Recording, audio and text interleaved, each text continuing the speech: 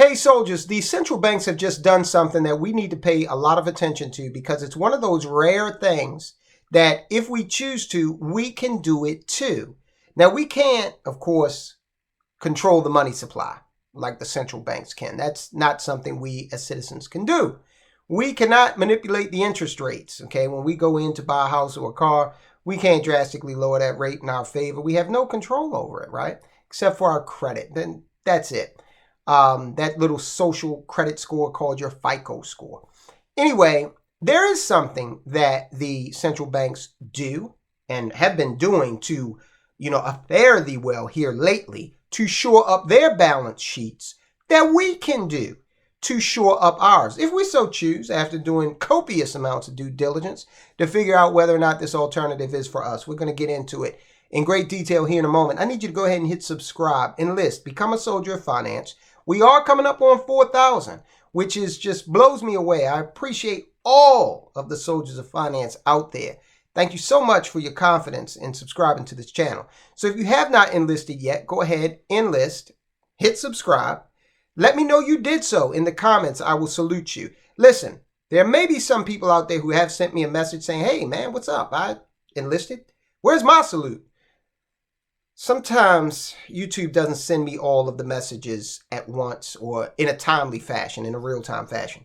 So if you did it and you didn't get your salute, drop me a comment, let me know. I salute all of the soldiers of finance. Hit the thumbs up. Let the algorithm know that this is a video you believe is important and needs to be broadly shared with the YouTube audience. Then proactively share by sending this video to a friend, to a family member. Now, like I said, we have no control over what, the discount rate is. We have no control over the amount of money that's out there in circulation. Wouldn't it be great if you could say, oh, I need some more money. I want to go on vacation, and just hit a button, or maybe call Jerome Powell and say, hey, I need some more money in circulation. We can't do that though, right? But here's one thing we can do. We can buy a particular asset that the central banks have just been wild about for the past few years. And they've always been buying this asset. It's gold, all right? Now, you got to decide whether or not gold is for you and do your due diligence, as I said. But it is clear that the central banks are responding to political turmoil and inflation by purchasing gold, right? Now, gold is typically something that your financial advisor isn't going to talk to you about because 9 times out of 10, they're not making a commission off of it. Now, I sell financial services and I talk about gold because I have my client's best interest at heart. And no, I don't think you should sell everything you own and just have a portfolio of 100% gold. I don't think that is necessary or smart. But you can figure out what percentage of your portfolio, doesn't have to be an overwhelming percentage, but what percentage of your portfolio may gold have a place in? That's up to you to decide. However, the central banks are deciding that gold definitely has a place in their portfolio. Central banks load up on gold in response to rising geopolitical tensions. What are those geopolitical tensions? Well, of course, we've got war, political instability. We've got sanctions, all right? Now, let's be clear. When we talk about the dollar losing its hegemony, we are not saying that the dollar is going to disappear. Not at all. All right? The dollar is going to be around for a while, just like the franc has been around, just like the British pound has been around, the Russian ruble. Yeah, it's going to be around. And the dollar is still going to have a position of strength in the world, but it's going to be diminished, all right? We already see that from the standpoint of reserves held by foreign governments in their central banks, the dollar has fallen from 68% of global reserves to 62%, and it's done that in a couple of years. I theorize that by 2035, we'll be down below 50%. Okay, but let's say it's 40%. Then the likelihood of America, the fiat currency of America, the US dollar, will still be at 40%, the most widely held fiat currency.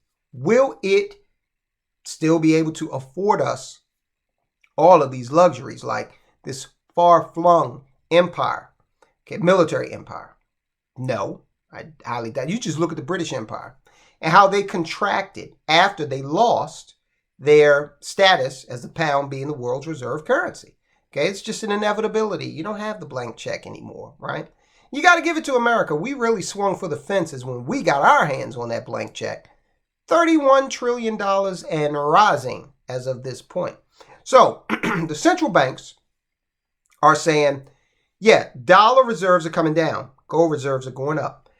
Reserve managers' purchases rose 152% last year, and they expect to keep buying. Central bankers who manage trillions in foreign exchange reserves are loading up on gold as geopolitical tensions, including the war in Ukraine, force them to rethink their investment strategies. Excuse me. An annual poll of 83 central banks, which manage a combined $7 trillion in foreign exchange assets, found that more than 2/3 of respondents thought their peers would increase their gold holdings in 2023. Now, what does it do to your psychology when you say, he might be buying more gold in 2023? He bought a lot in 2022. He might be buying more in 2023. That typically does not result in you saying, I'm going to buy less. That typically results in people saying, I might not be able to buy as much as him, but I'm going to buy more than I did last year, okay? Because that's the trend. I'm seeing my expert colleagues do the same thing. I know that gold has been considered real money for thousands of years, and I also know that the United States is still slapping sanctions. We just did the video the other day. They just did sanctions a few days ago, April 12th. They just, more sanctions. Even in an environment where the world is telling you, listen, man, we're tired of these damn sanctions. And we're taking steps to mitigate your ability, America, to impose sanctions on us. Gold is one way to do that. Bullion, especially if you store it in your country, okay? Bullion tends to become more attractive in times of instability, and demand has soared over the past year. The amount of gold bought by central banks rose by 152% year over year in 2022 to 1,136 tons, according to the World Gold Council. You might say, 1,136 doesn't sound like a lot. Tons, okay? Most reserve managers, and if you want some perspective, go look at the per ounce cost of a gold coin. It's about $2,000. Most reserve managers surveyed rated geopolitical risk as one of their most important concerns, second only to high inflation. Now, again, we talked about the geopolitical risk. This is the central banker's way of being politically correct and saying sanctions, the wars, what's going on in Taiwan and China, those tensions, geopolitical risk. And again, they said inflation was the secondary concern, which is absolutely legitimate because gold holds its value over time. That is its strength. All right. According to HSBC Reserve Management Trends Survey published by the Central Banking Publication. So this is the survey where they, got this information from. More than 40% of respondents listed it as one of their top risk factors, compared with 23% in last year's poll. That's geopolitical risk. So the feeling around that is rising. There is a very popular YouTuber that I like a lot, Lahoui. And I know I'm butchering that. I apologize. He basically comments on issues related to China. He's got a buddy named Serpenza, who also has a great channel commenting on China-related issues. These gentlemen spent a lot of time living in China, so they know the culture. They've been there. One of the gentlemen is from America. The other, Serpenza, is from South Africa. Now, one thing that I watched a Lahoui video here recently, and he was saying that people were asserting that the dollar was going to fall and the yuan, Chinese currency, was going to take its place. Now, we certainly haven't said that on this channel, and I think that anybody making that claim is mistaken. Okay, the yuan is not going to be the world's reserve currency. It's definitely not going to eclipse the dollar. All right. Now, there is going to be the BRICS nations are working on a commodities-backed currency. Will that grab a healthy percentage of the world's reserves? We'll see. There are a lot of things have to be ironed out. First of all, the world has been bitten already with the notion that something is backed by gold. Prior to 1973, the United States dollar was backed by gold. Nixon took us off the gold standard. And there's a lot of back and forth, and we'll do a video on the history of this, of how there were a lot of questions about, is my gold there? Because all the gold was stored, the nations of the world stored their gold here. Okay, so that became a controversy. So you're talking about, as the BRICS nations, we're going to develop a commodities-backed currency. Okay, where's the commodity? Who's going to hold on to the commodities? Where is it going to be stored? How can we verify it? Even if it's a basket of currencies, of commodities rather, like oil, gold, silver, which has a ton of industrial uses, how are we going to verify it? That's paramount. Around a third of those polled had changed or were planning to change the assets they purchased owing to tensions such as Russia's invasion of Ukraine and worsening U.S.-China relations. Victor Mendez Barria, author of the survey, said Russia's full-scale invasion of Ukraine had created a factor that reserve managers now need to reckon with. The invasion led the Western alliance of the U.S., UK, and EU to develop extensive financial sanctions on Moscow, including measures to freeze around $300 billion worth of Russian central bank assets.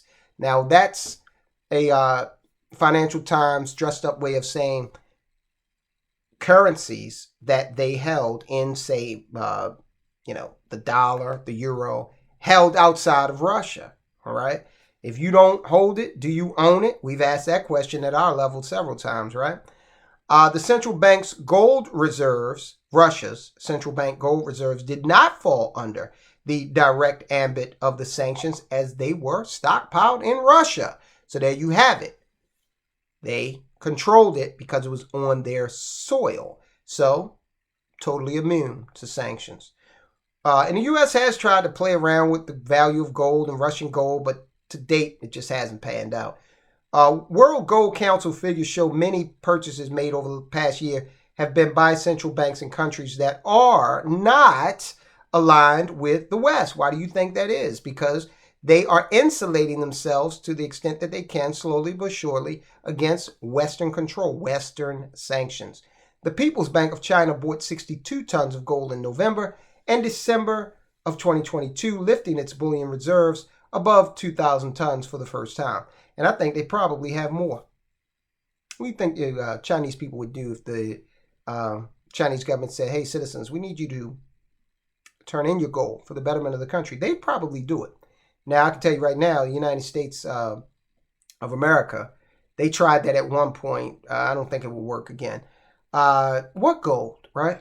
Turkey's official gold reserves rose by 148 tons to 542 tons over 2022. States in the Middle East and Central Asia were also listed by the council as active buyers of gold. Everybody buying gold.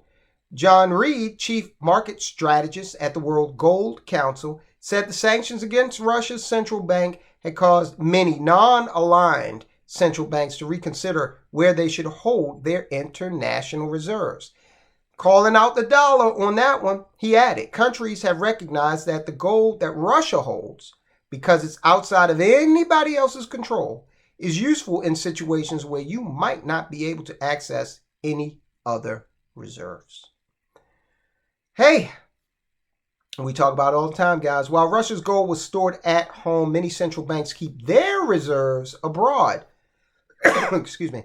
Now, we got to monitor that, see if they start thinking differently about that. If they do, it's very telling. The Bank of England, the New York Federal Reserve are places that have gold repositories where other countries keep their gold, reflecting London and New York's status as the biggest gold dealing markets. Okay, they are financial capitals of the world. And listen, The fact of the matter is, when you're holding gold, you got a security risk on your hands. That's why you probably should not be holding it at your house. Okay, if you own any, all right? There are plenty of resources out there to inform you how to safely go about doing that. But even countries are saying, no, we're not holding it here because we probably are not set up to make sure it's secure. Okay, there's some pretty brazen folk out there with some amazing skill sets. Gold was also seen as an effective hedge against high inflation. The number one concern of more than 70% of those polled was inflation. The price of bullion is now close to an all-time nominal high following the surge of inflation over the course of 2022. Now, this is interesting because, again, I do not anticipate the yuan or the renminbi to become the world's reserve currency, but the central banks of the world do think that it will become a larger share of reserves, okay? And I think it's somewhere around 2% right now, so it's got nowhere to go but up, right? And every time somebody buys gold or buys renminbi/yuan, that means it's something else they can't buy or something they're selling in order to trade. And maybe they're, trading up dollars. European Central Bank President Christine Lagarde warned in a speech last week that rifts between the U.S. and China threaten the leading positions of the dollar and euro in global reserve management. Sounds like she's trying to say, hey, U.S., chill out a little bit, okay? Because this is hurting the euro as well. According to International Monetary Fund data, the dollar accounted for 58% of all central bank reserves during the fourth quarter of last year. Okay. The euro accounted for a little over 20% and the renminbi 2.7%. All right, so earlier I mentioned that the dollar was at 62% of reserve holdings, and that has changed here recently. It's down to 58%. So if I'm going to be wrong on my position that the global reserve currency status of the United States will be threatened in terms of how widely it's held, and that'll slip below 50% by 2035. I might be wrong on that simply because I might be too late in my assessment. It may happen sooner. So, guys, look, this is what the big money is doing. This is what the smart money is doing. You got to decide whether or not gold has a place in your portfolio for the reasons of hedging against inflation, preserving your purchasing power, okay? It's up to you, but this is what smart money is doing. Now, speaking of the smart money, I want you to understand that as the dollar continues to lose prominence and hegemony, standards of living will necessarily change. So when you're purchasing assets, understand that they are designed to help you maintain your purchasing power. Now, we talk about wealth around here. We are not talking about the latest vehicle. We are not talking about the biggest home or Lear jets or Gulfstreams. We're not talking about that. We're talking about self-sufficiency. We're talking about the ability to be able to enjoy your life, go on vacations and feed your family and, basically build a situation where you can bequeath generational wealth, but you can also enjoy your wealth and improve your quality of life, sustain a high quality of life, even in the midst of what's going on. So I want you to watch this video where Peter Schiff starts talking about gold in relation to the loss of prominence in the U.S. dollar. Hear what he has to say. Okay, now mind you, Schiff is a big gold bug. He loves the stuff, but it may help you do some due diligence, a portion of it at least. Guys, I'll talk to you soon.